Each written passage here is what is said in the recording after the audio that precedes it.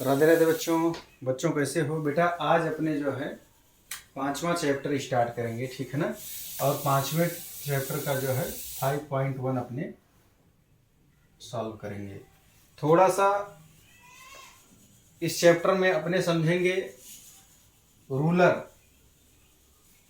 आप देखो बेटा, इसमें आकृतियों को अपने समझेंगे कि प्रारंभिक आकार क्या क्या होते हैं। जैसे लाइन वगैरह होती है तो उसको मापते कैसे हैं।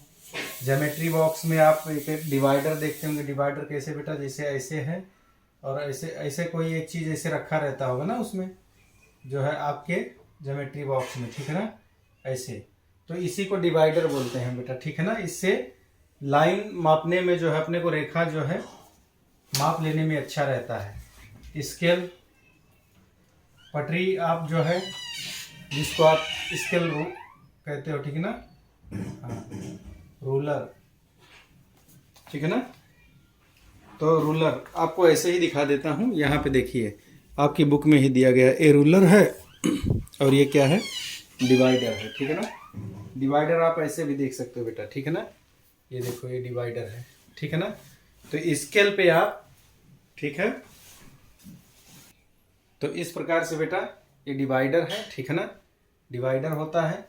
और दूसरा क्या है आपका, जैसे स्केल होता है तो स्केल में आपने देखा होगा स्केल, ठीक है ना, उसमें ऐसे ऐसे लाइनें, ठीक है ना, दी रहती हैं। ये सब सेंटीमीटर होता है बेटा, ठीक है ना, ऐसे ये सब। और इन सेंटीमीटर के बीच में क्या रहता है, ऐसे ऐसे ऐसे ऐसे ऐसे 10 पार्ट इसमें सबका रहेगा ऐसे, ठीक है ना। तो यानी कि 1 सेंटीमीटर के बराबर क्या होता है, 10 मिलीमीटर के।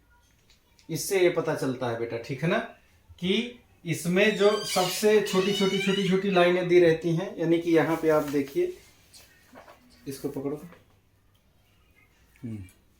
यहाँ पे बेटा जैसे आप ये मान के चलिए, यहाँ पे ये देखो जो दिया गया है, ये 1 2 3 4 5, ये सब सेंटीमीटर है। और इनके बीच में ऐसे छोटी छोटी छोटी छोटी ना, एकदम कम गैपिंग वाली लाइनें बनाई गई हैं, ठीक है ना। और देख लीजिए आप, ऐसे पास में कर देता हूँ, ठीक है ना।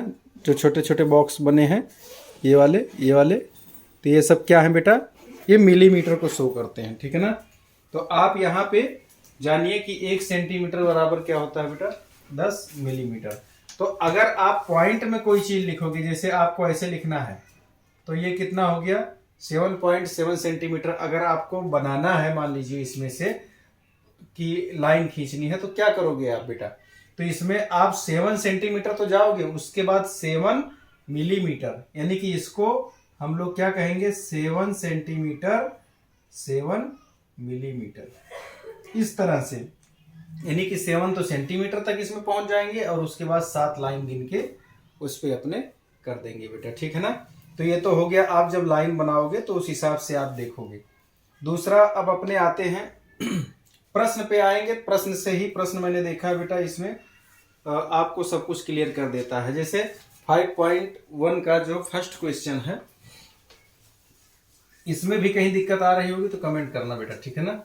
देखो, जो पहला क्वेश्चन है आपका, पहला क्वेश्चन क्या कह रहा है, रेखाखंड की तुलना केवल देख कर करने से क्या हानि है। भाई रेखा मान लो मैंने इसे खींच दिया, अब इसको अगर केवल देख कर अनुमान लगाते हो, ठीक है ना, कि ये इतने सेंटीमीटर का होगा, आप ऐसे अंदाजा ले लो, ठीक है ना, तो क्या होगा, इसमें त्रुटि की संभावना बहुत अधिक होगी। क्या होगी भाई, आपने मान लो कह दिया कि भाई होगी 5 सेंटीमीटर, लेकिन मापने पे पता चल रहा है बढ़िया से तो बहुत ज़्यादा गड़बड़ हो रहा है 6 या 7 है, आपने अंदाजा लगा लिया। तो वही ये कह रहा, रेखाखंड की तुलना केवल देख कर करने से क्या हानि है। सीधी सी बात है कि मान गलत आएगा, ठीक है ना, मान गलत होने की ज्यादा संभावना है। बस यही लिखोगे, मान गलत होने की संभावना क्या होगी बेटा, अधिक है, होगी, ठीक है ना। तो इसमें क्या हो गया बेटा, मान गलत होने की संभावना बहुत ज्यादा होगी। बस यही इसका उत्तर हो गया। कुछ जगहों पे तो आप केवल बेटा ऐसे नॉर्मली ना, बच्चे एकदम घबरा जाते हैं, इसका उत्तर क्या लिखूं, कैसे लिखूं, कहाँ लिखूं ना। तो घबराना नहीं है। जिसे कहीं पे एक बच्चा आया मेरे पास, तो मैंने उससे पूछा कि आपके घर में जो है जीना लगा हुआ है, सीढ़ी? तो बोला हाँ। मैंने पूछा कि बेटा उसमें कितनी सीढ़ी है? अब वो टेंशन में आ गया, गिनने लगा कि कितना बताऊं कितना बताऊं। तो बोला सर जी नहीं पता। अरे भाई वो कुछ भी बोल देता, 10 बोल देता, 20 बोल देता, मैं कौन सा गिनने जा रहा था ना। तो कई जगहों पे तो आपका उत्तर जो है आप ना खामखा सोच में पड़ जाते हो, ठीक है ना। तो कुछ अकबर बीरबल वाली कहानियां अगर आप सुनोगे ना, तो उसमें से भी आपको बहुत सारी जो है दिमाग मिल जाएंगे बेटा, ठीक है। तो आप ऐसा भी कुछ काम करते रहिए कभी कभी। दूसरा बेटा, दूसरा क्वेश्चन क्या है कि एक रेखाखंड की लंबाई मापने के लिए रूलर की अपेक्षा डिवाइडर का प्रयोग करना क्यों अधिक अच्छा होगा? देखो डिवाइडर का अगर आप प्रयोग करोगे बेटा कि सॉरी, जब डिवाइडर आप यूज करोगे तो डिवाइडर आप ऐसे, आपने डिवाइडर को बढ़ा लिया और उसको रूलर पे आपने माप लिया, ठीक है ना।